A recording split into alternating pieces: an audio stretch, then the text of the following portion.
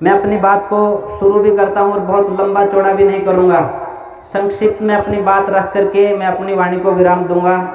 मैंने आज़ादी के अमृत महोत्सव की बात की और पीछे दो महानुभावों के, महान आत्माओं के, महान क्रांतिकारियों के, महान प्रेरणा स्रोतों के दो फोटो लगे हैं, स्वामी श्रद्धानंद जी और पंडित राम प्रसाद बिस्मिल। नरेश मदेरणा जी से मेरा निवेदन है, आप भी अपने बच्चों को इन बातों के लिए ज़रूर प्रेरित करें। वो हमारे साथी बैठे हैं, मैथमेटिक्स के टीचर हैं, वो पीछे बैठे। मैं ये कहना चाहता हूँ, पिछले दिनों एक नाचने वाली एक बहन ने, मैं बहन इसलिए कह रहा हूँ कि उसके लिए मैं कोई और शब्द प्रयोग नहीं कर सकता, अन्यथा दुख बहुत है। उसने कहा, उसका 31 मिनट 43 सेकंड का एक इंटरव्यू हुआ अंग्रेजी न्यूज़ चैनल के ऊपर। पूरा उसका इंटरव्यू अंग्रेजी में था। उसने 3-4 मिनट की बातें हिंदी में कही। हिंदी में कहते कहते उसने कहा कि ये आज़ादी भीख में मिली है। कौन सा आंदोलन हुआ था 1947 में? मैं ये कहना चाहता हूँ, अगर आज़ादी भीख में मिली है तो आर्य समाज पिछले 75 वर्षों से क्यों इस तरह के कार्यक्रम आयोजित कर रहा है? और यदि वो महिला गलत बोल रही है तो क्यों नहीं आर्य समाज के कार्यकर्ता उठ खड़े होते और उसके खिलाफ आंदोलन करते? उसकी क्या हिम्मत हो गई कि वो इस तरह की बातें कहती है और हमारे क्रांतिकारियों को अपमानित करने का काम करती है? जिसके घर से एक भी व्यक्ति बलिदान नहीं हुआ, एक भी व्यक्ति की शहादत नहीं हुई, उनके लिए तो बड़ी अच्छी बात है। जब दूसरे के घर में झगड़ा होता है तो हमें अच्छा लगता है, क्योंकि हमारे घर का कोई व्यक्ति उसमें शामिल नहीं है। जिन परिवारों ने अपने घर से जो है युवाओं को इस देश की बलिवेदी के ऊपर आहूत होते हुए देखा है, आप याद कीजिए, चंद्रशेखर आज़ाद, राम प्रसाद बिस्मिल, अशफाक उल्लाह खान, राजेंद्र लाहेड़ी, नेताजी सुभाष चंद्र बोस, सत्येंद्र नाथ सान्याल, कितने ही लोगों के, युवाओं के नाम मैं आपके सामने गिनवा सकता हूं, जिन्होंने भरे जमाने में अपने आप को इस देश की आज़ादी की बलिवेदी के ऊपर आहूत कर दिया। और एक नाचने गाने वाली लड़की, आप गूगल पे टाइप करके देखें, मैं आपको कहना चाहता हूं, उसकी अश्लील तस्वीरें इस देश को दिग्भ्रमित कर रही हैं, इस देश के नौजवान को दिग्भ्रमित कर रही हैं, उनके चरित्र के ऊपर डाका डाला जा रहा है।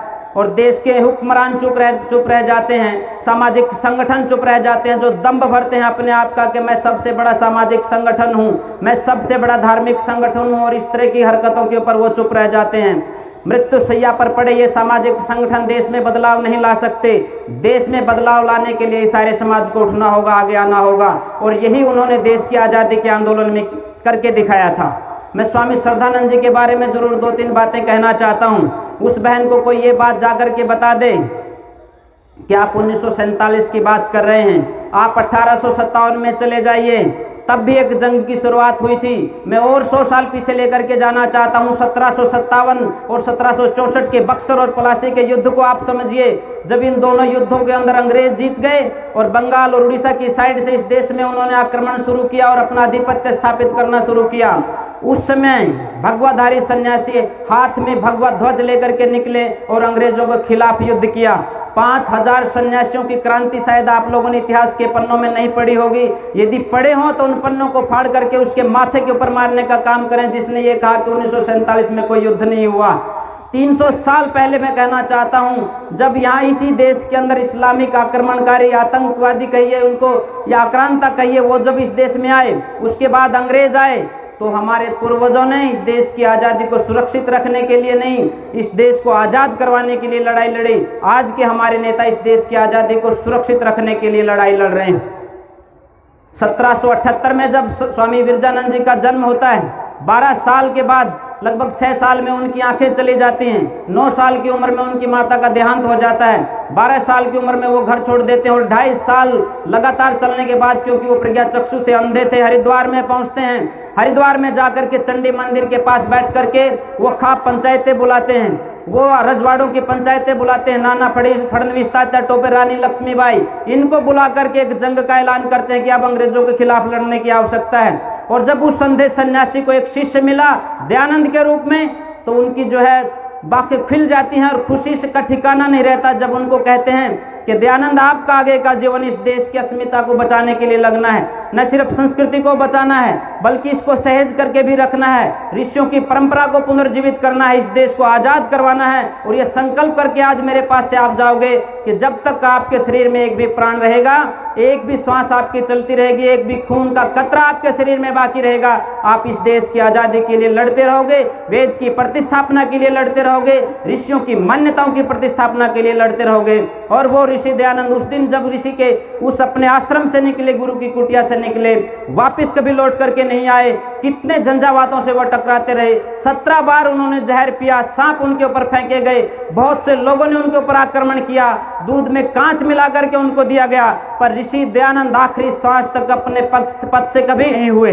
जब लोगों ने कहा कि महाराज आप अंग्रेजों के खिलाफ इतना कड़वा मत बोलिए, महारानी विक्टोरिया आपको फांसी तुड़वा देगी, तब महर्षि दयानंद सरस्वती कहते हैं मेरी इन उंगलियों को मोमबत्ती बना करके जला दोगे या तोप के मुंह के सामने बांध करके मुझे चिथड़े चिथड़े करके उड़ा दोगे, तो भी ऋषि दयानंद सत्य बोलता रहेगा, बोलता रहेगा और बोलता रहेगा। और यही हुआ, आखिरी सांस तक उस व्यक्ति की प्रेरणा से लाखों नौजवान निकले इस देश की बलिवेदी पर आहूत होने के लिए। उन्हीं में से एक थे स्वामी श्रद्धानंद जी। 1902 में पहली बार उन्होंने गुरुकुल कांगड़ी की स्थापना की। जो स्वप्न ऋषि दयानंद ने देखा था उसको मूर्त रूप कर देने का काम किया कांगड़ी की स्थापना करके। उसके ठीक 17 साल के बाद अमृतसर के अंदर जलियांवाला बाग हत्याकांड होता है और इतनी निर्दयता के साथ वहाँ पर लोगों को जनरल डायर की गोलियों से भून दिया जाता है। रिकॉर्ड के लिए तो कहते हैं कि लगभग 350 लोग मारे गए, 12,000 राउंड फायर उसमें हुए। कितने लोग मरे होंगे ये आप लोग सोच करके देखिए। इतना दहशत का माहौल था कि कोई व्यक्ति उसमें उठ खड़ा होने के लिए तैयार नहीं था। महात्मा गांधी जी ने कहा कि कांग्रेस सत्ते में है, कांग्रेस डिप्रेशन में है, इस माहौल को तोड़ने के लिए एक बड़ा आयोजन अमृतसर में करना पड़ेगा, जहां पर जो हत्याकांड हुआ है, गोलीकांड हुआ है जलियांवाला बाग का। कोई व्यक्ति उस समय इस जिम्मेवारी को लेने के लिए तैयार नहीं था। उस समय स्वामी श्रद्धानंद जी को स्वागताध्यक्ष बनाया गया, क्योंकि स्वामी श्रद्धानंद जी को गुरुकुल में 5-5 लाख लोगों के कार्यक्रम आयोजित करते महात्मा गांधी जी ने देखा था। महात्मा गांधी जी ने कहा कि यदि स्वामी श्रद्धानंद जी इस बात को मान लेते हैं तो कांग्रेस का अधिवेशन अमृतसर में सफल हो जाएगा। उसकी तैयारियां शुरू हुई, लाखों लोगों के आने के लिए उनकी व्यवस्था की गई, ठहरने की व्यवस्था की गई, भोजन और आवास की व्यवस्था की गई। लेकिन परमात्मा भी उनकी परीक्षा लेना चाहते थे। ठीक 2 दिन पहले जबरदस्त बारिश और तूफान आता है, सब कुछ तहस नहस हो जाता है। स्वामी श्रद्धानंद जी के सामने भी बहुत बड़ी मुसीबत थी कि लाखों लोग आएंगे कांग्रेस के अधिवेशन में, अब हम क्या करेंगे। आप उस व्यक्ति के कद को मापने का प्रयास करना। उसने आह्वान किया कि पंजाब के लोगों, उस समय पंजाब संयुक्त था, ये हरियाणा उसी का हिस्सा था, हिमाचल उसी का हिस्सा था, दिल्ली उसी का हिस्सा था। तब वो कहते हैं कि पंजाब के लोगों, ये हमारे सम्मान की, हमारे इज्जत की परीक्षा है। लाखों लोग आएंगे, हमने व्यवस्था की थी, तूफान और बारिश ने सब कुछ तहस नहस कर दिया। अब आपकी जिम्मेदारी ये है कि एक एक व्यक्ति को रेलवे स्टेशन से, बस स्टैंड से आप अपने घरों में लेकर के जाएंगे, उनके आवास की, भोजन की व्यवस्था आप करेंगे, उसके बाद उसको कार्यक्रम स्थल पर लेकर के आएंगे। आपको जान करके ये आश्चर्य होगा कि उस समय का सबसे कद्दावर नेता स्वामी श्रद्धानंद के एक आह्वान के ऊपर कोई व्यक्ति बस स्टैंड के ऊपर इसलिए नहीं बैठा था कि उसको कोई लेने वाला नहीं था। लाखों लोगों को अमृतसर के लोगों ने अपने घरों में ठहरा करके उस सम्मेलन को बहुत बड़ा करके दिखाया और उसका परिणाम यह निकला। आज आप दिल्ली के 3 मूर्ति भवन में जाकर के देखेंगे, बहुत बड़ा एक फोटो लगा हुआ है, उसके आधे व्यक्ति इस साइड में बैठे हैं, आधे उस समय के नेता इस साइड में बैठे हैं और बीच में बैठे हुए स्वामी श्रद्धानंद जी और उनके साथ उस समय एक नेता, बहुत जिम्मेवार नेता बैठे हैं जिनका बेटा बाद में जाकर के प्रधानमंत्री बना, वो स्वामी जी के साइड में बैठे हैं। आप अंदाजा लगा सकते हैं कि आर्य समाज के सन्यासियों का देश की आज़ादी के आंदोलन में कितना योगदान है। इसी तरह का एक कार्यक्रम चल रहा था शाहजहाँपुर में। स्वामी सोमदेव जी जब बोल रहे थे तो उन्होंने कहा कि पीछे, जैसे यहाँ स्टॉल लगे हुए, हमारे साथियों ने किताबें बेचने का काम कर रहे हैं, उन्होंने कहा कि पीछे एक स्टॉल लगी हुई है, एक किताब उठा करके लेकर के जाइए, ये किताब बहुत महत्वपूर्ण है, जिसने इस किताब को पढ़ लिया उसकी जिंदगी बदल जाती है। उस किताब का नाम सत्यार्थ प्रकाश है। उस सत्यार्थ प्रकाश को पीछे खड़ा एक छोटा सा बच्चा लपक करके लेता है और उस समय उसमें ऐसी कोई बुराई, कोई दुर्व्यसन नहीं था जो बच्चे में, एक व्यक्ति में हो सकता है। उसने किताब को पढ़ना शुरू किया, सत्यार्थ प्रकाश को पढ़ना शुरू किया और एक समय वो आया जब पिता ने कहा एक रास्ता चुनना पड़ेगा, आर्य समाज या अपना घर। उस व्यक्ति ने घर को ठोकर मार करके आर्य समाज के रास्ते पर चल करके माँ भारती को आज़ाद करवाने का संकल्प लिया और उसके बाद ये सिलसिला आगे बढ़ता रहा। मैं अपनी बात को संक्षिप्त करते हुए समापन की ओर ले जा रहा हूँ। इतनी लंबी चौड़ी विरासत को आज संभालने की जरूरत है। आर्य समाज एकमात्र ऐसा संगठन है जिसका देश की आज़ादी में सर्वाधिक योगदान रहा है। आप पढ़ करके देखेंगे कांग्रेस के तत्कालीन अध्यक्ष पट्टाभी सीतारामैया, जिन्होंने नेताजी सुभाष चंद्र बोस के सामने चुनाव लड़ा था, उस व्यक्ति ने अपने बहुत बड़े ग्रंथ में आज़ादी का इतिहास या कांग्रेस का इतिहास जब उन्होंने लिखा, उसमें लिखा कि देश की आज़ादी के आंदोलन में अधिकांश 85% नहीं, बहुत से वक्ता बोल देते हैं कहीं नहीं लिखा ऐसा, पर अधिकांश लिखा है। और वो प्रमाण देते हैं कि क्या क्या प्रमाण हैं कि जेल का जब सर्वे किया गया तो जेल में बैठने वाले लोग जब आप उनसे मिलते थे तो सीधा नमस्ते जी कह करके बोलते थे। वो लोग प्रतिदिन सुबह और शाम संध्या करते थे और प्रत्येक रविवार को वो यज्ञ करते थे। और सबसे बड़ी बात ये थी कि प्रत्येक के सिरहाने पर जब वो सोते थे तो सत्यार्थ प्रकाश उनकी चारपाई के ऊपर उनके सिरहाने पर होती थी। इसलिए हम ये कह सकते हैं कि देश की आज़ादी के आंदोलन में जो लोग जेल में गए उनमें से अधिकांश लोग आर्य समाज और ऋषि दयानंद को मानने वाले लोग थे।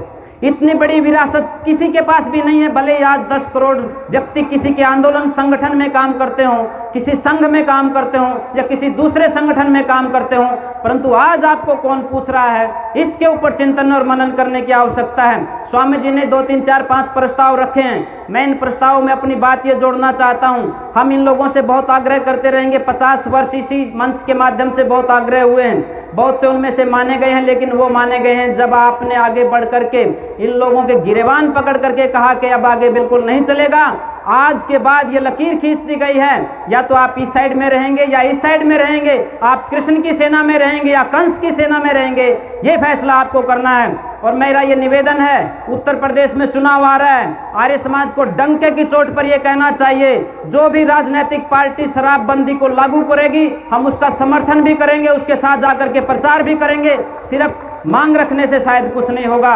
और जो व्यक्ति कहे अपने मैनिफेस्टो में रखे कि जिस दिन हमारी सरकार बनेगी हम शराबबंदी हमारे स्टेट में लागू करेंगे, हम उन लोगों के साथ कंधे से कंधा मिला करके चलें, चाहे वो बीजेपी के लोग हों, चाहे कांग्रेस के लोग हों, चाहे बसपा ससपा या किसी भी अन्य पार्टी का व्यक्ति हो, जो ये बात कहेगा कि प्राथमिकता के आधार पर हम शराबबंदी लागू कर रहे हैं, हम उनके साथ चलने के लिए तैयार हैं। ऐसी घोषणाएं करनी पड़ेंगी, नहीं तो माँ के नाम पर, गऊ के नाम पर यहाँ वोट मांगे भी जाते हैं, लोगों की हत्याएं भी बहुत लोगों की होती हैं, वोट की राजनीति होती है, नोट की राजनीति होती है। राजनेता अपना घर भरने की बात सोचते हैं, समाज की नहीं सोचते। लेकिन ये इतने कायर भी होते हैं, जब आप लोग एकत्रित होकर के इनके गिरेबान को पर हाथ डालते हैं, इनकी आंखों में आंख मिला करके कहते हैं कि अब आपको करना पड़ेगा, नहीं तो घर से नहीं निकलने देंगे, तो ये आपके पैरों में आकर के भी पड़ते हैं। ये लोकतंत्र है, ये जनतंत्र है, और जनतंत्र में जनता की ताकत सबसे महत्वपूर्ण होती है। ऋषि दयानंद के विचारों को आगे बढ़ाने की आज जरूरत है। किसान आंदोलन सफल हुआ, उनके सभी साथियों को भाई कुलदीप डांगा जी के माध्यम से मैं कहना चाहता हूँ बधाई है। लेकिन इसका मतलब सिर्फ ये नहीं कि 3 कानून वापस हो गए आप घर चले जाएंगे और आपके बच्चे शराब में डूबे रहें, आपको उसकी तरफ ही देखने की जरूरत है। आज इन किसानों के नौजवान बर्बाद हो रहे हैं, इसकी तरफ आज ज़्यादा और सजगता के साथ देखने की आवश्यकता है। हमारे ही घरों में से जी अभी थोड़ी देर पहले जगदीश सिंह जी जिनकी चर्चा कर रहे थे, राम रहीम सिंह या रामपाल दास आसाराम, इनके चेले बन करके हमारी माता इनकी चेलियां बन करके इनके डेरों में जाती हैं। अगर ये करते हैं तो इस किसान आंदोलन की सफलता का मुझे लगता है कोई फायदा नहीं है। आपको अपने घरों से ये भी समस्याएं रोकनी पड़ेंगी, अपने घरों में शराब नहीं आएगी। हमारी कोई भी माँ बहन बेटी रामपाल दास, राम रहीम सिंह आसाराम या कोई दूसरा राम हो, उनके मंदिरों में मठों में जाकर के माथा नहीं टेकेंगी, वो घर में रह करके संध्या हवन करें, आर्य समाज के जलसों में जाएं, ऋषि दयानंद की बात मान करके आगे बढ़ें। क्योंकि महिलाओं के अधिकारों की बात सबसे बड़ी और सबसे ऊंचे स्तर पर किसी एक व्यक्ति ने कही तो वो महर्षि दयानंद सरस्वती हैं, जिन्होंने कहा उस समय जब नारे चलते थे नारी शूद्रो न धियताम स्त्री शूद्रो न धियताम, तब महर्षि दयानंद ने आगे बढ़ करके कहा यथे माम वाचम कल्याणी माँ वदानी जनेभ्य। इस वेद के मंत्र को बोलने का, सुनने का, सबके बीच में कहने का अधिकार है। ये प्रमाण ऋषि दयानंद ने हम सबको दिया था। आज इन नौजवानों को बचाने की आवश्यकता है, बेटियों के मान सम्मान और स्वाभिमान को बचाने की आवश्यकता है। हमारा कोई भी बड़ा बुजुर्ग बेइज्जती करके उसकी कोई घर से ना निकले, वृद्धाश्रम उनके ना बनाए जाएं, ये संकल्प आप लोगों को लेने पड़ेंगे। और मुझे लगता है ये कर पाए तो स्वामी जी का प्रयास भी सफल होगा। स्वामी आर्यवेश जी का प्रयास भी सफल होगा, आप लोगों का यहाँ आना जाना भी सफल होगा। और ऐसा कर पाए तो हम सब मिलकर के बोलेंगे जो बोले सो है वैदिक धर्म की जय। बहुत बहुत धन्यवाद। आप अंग्रेजी दवाओं से परेशान हैं या फिर रोगों से परेशान होकर संसार से उठ जाना चाहते हैं? उठ जाने से पहले नाड़ीवैद क्या क्लब पर आइए और अपने सभी रोगों का आयुर्वेद में सही समाधान पाइए। साथियों, इस वीडियो को ज़्यादा से ज़्यादा लाइक करें, कमेंट करें, शेयर करें और चैनल को सब्सक्राइब करना ना भूलें।